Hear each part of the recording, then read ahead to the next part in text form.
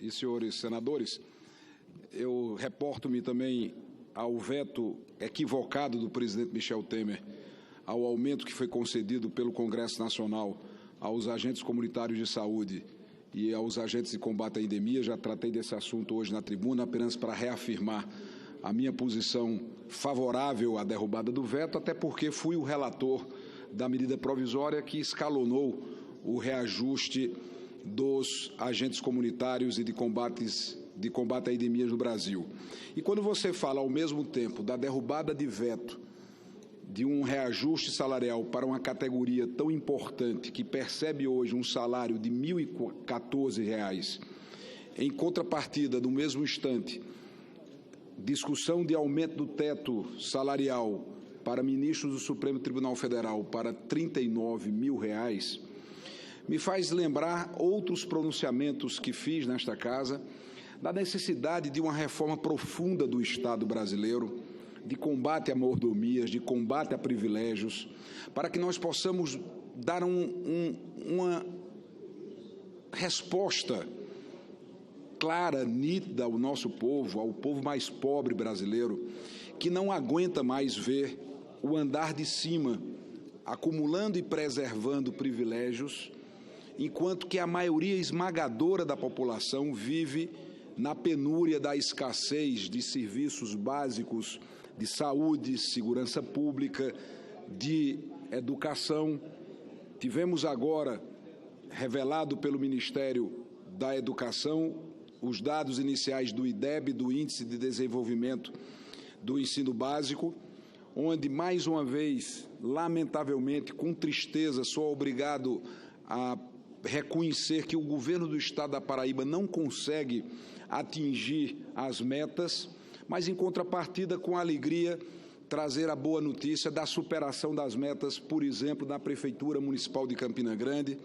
E aqui trago as minhas felicitações ao prefeito Romero Rodrigues, à secretária Yolanda, a todos os professores e professoras da Rede Municipal de Ensino de Campina Grande, aos funcionários, aos estudantes. Tive a honra de ser prefeito por 3 mandatos em Campina Grande e ver a nossa cidade superando as metas do IDEB é uma crença que passamos a ter cada vez mais forte no nosso futuro, no nosso amanhã. Mas a preocupação que temos nesse instante, senhor presidente, é com a crise grave que o Brasil vive. Uma crise que já dura 6 anos, 6 longos anos, e que precisa ser enfrentada. E foi por essa razão que decidi disputar a reeleição para o Senado da República pelo meu estado da Paraíba. Não faz muito tempo eu estava conversando aqui no plenário com o senador Cristóvão Buarque, que me disse: Cássio, eu estava pensando em não ser mais candidato, mas toda vez que vou dormir pensando em não ser candidato, quando acordo no dia seguinte, abro os jornais, vejo as televisões e me deparo com a crise crescente, não posso me omitir. E nessa perspectiva, Cristóvão reapresentou também sua candidatura à reeleição, motivos que me trazem também a disputar a reeleição no Senado da Paraíba, tendo a honra de ter a companhia de Eva Gouveia e de Isa Rochelas como as minhas suplentes. Eva Gouveia, viúva do deputado Rômulo, que faleceu tão precocemente. O senador Raimundo Lira, que está aqui no plenário, como sempre assíduo, conheceu de perto, teve uma relação de profunda amizade e companheirismo com o deputado Rômulo.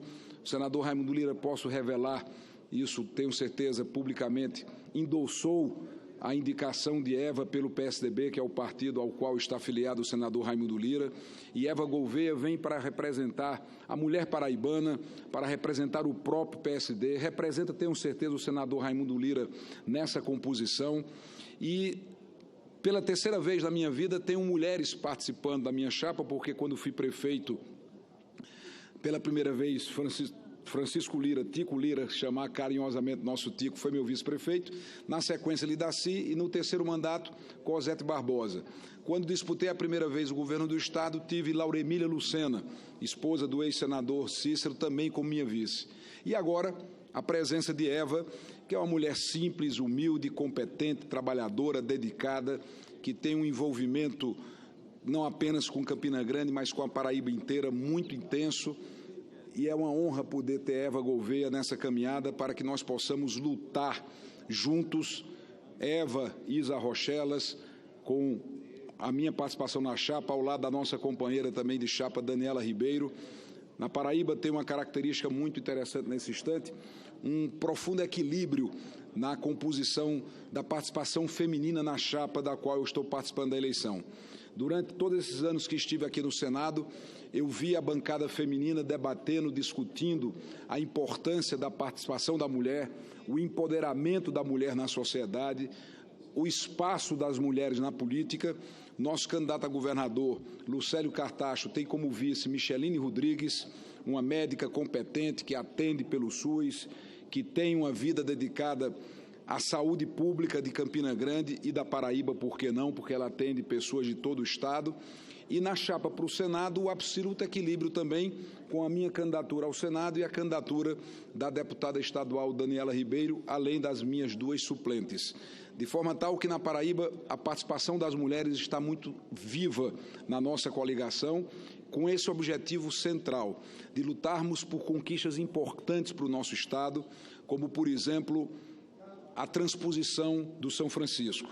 Recentemente, senador Raimundo Lira, estive em São José de Piranhas, nesse último final de semana, e lá pude ver o andamento da obra da adutora, que Vossa Excelência tanto se empenhou e contou naturalmente com o meu apoio para a solução emergencial do abastecimento de água de São José de Piranhas. A obra está próxima da sua conclusão. Graças a Deus choveu e amenizou o problema do abastecimento de São José de Piranhas antes mesmo da conclusão da adutora, mas indo a São José de Piranhas temos que falar naturalmente da transposição do São Francisco no eixo norte. A transposição do eixo norte está muito atrasada, a obra já devia estar pronta há pelo menos uma década.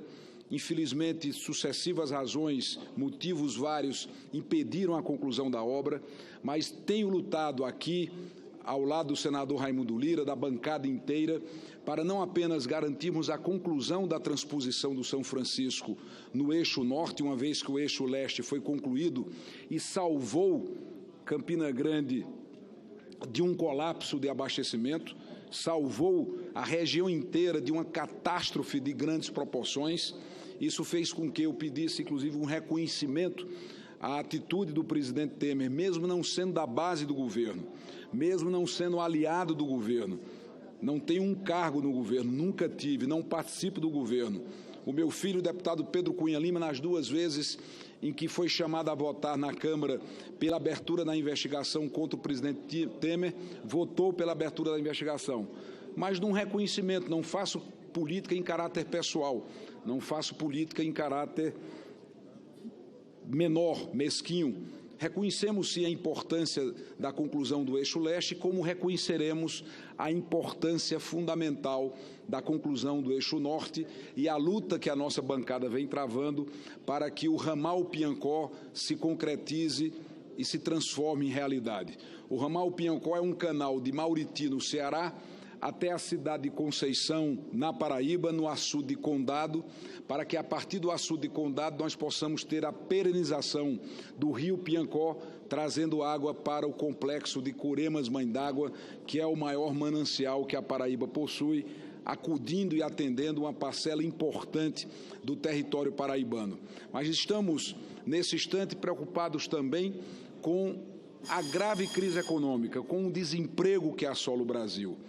Há mais de 6 anos, nessa crise prolongada, a taxa de desemprego oscila em torno de 13, 14 milhões de desempregados no Brasil.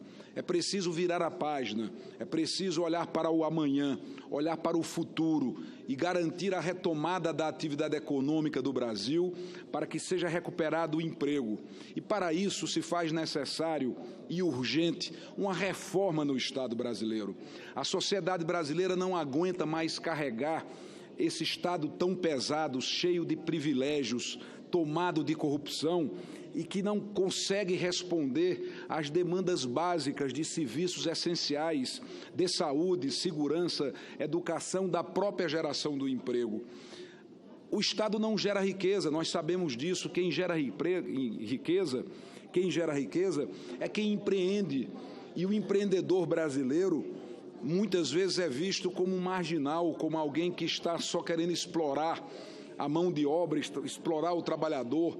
A minha voz aqui tem sido sempre em defesa do trabalhador, porque tem uma vida de dedicação, de luta em defesa dos trabalhadores brasileiros.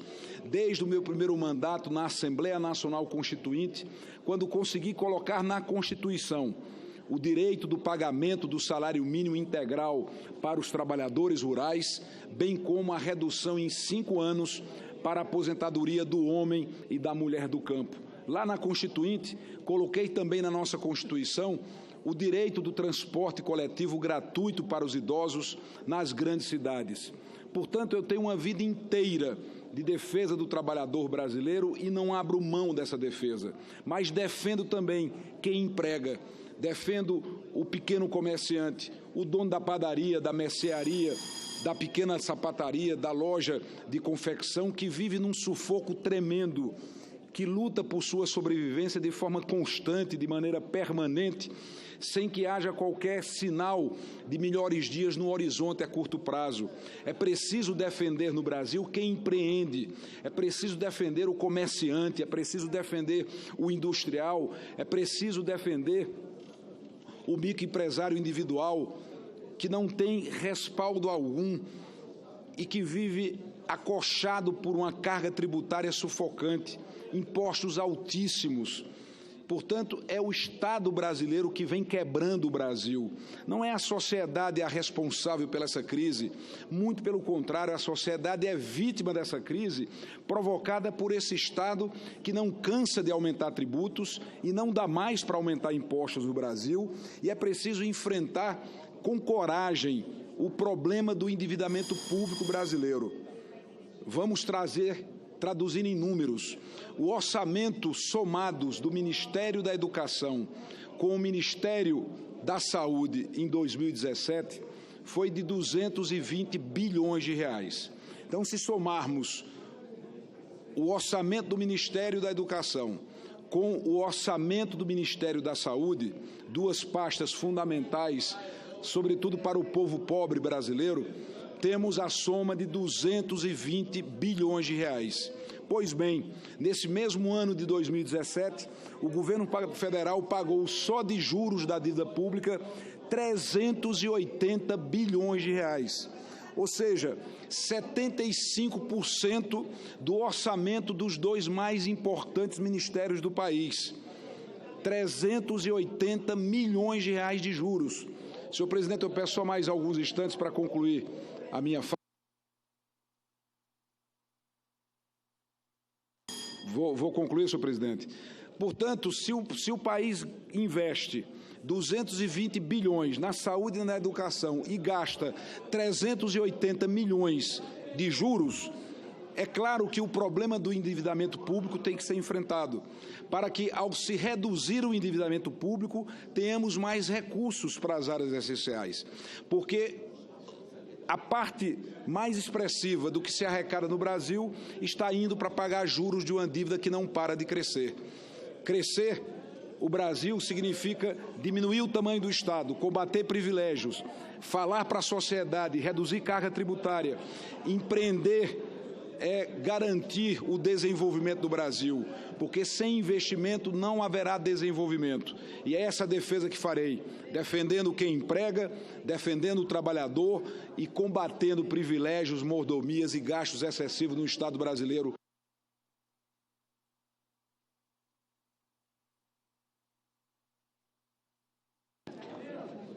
Próxima oradora inscrita é a senadora Lídice da Mata.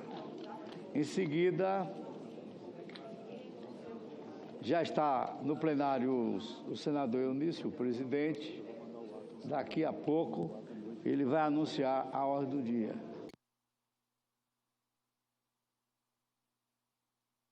Senadora, Vossa Excelência tem a palavra. Senhor presidente,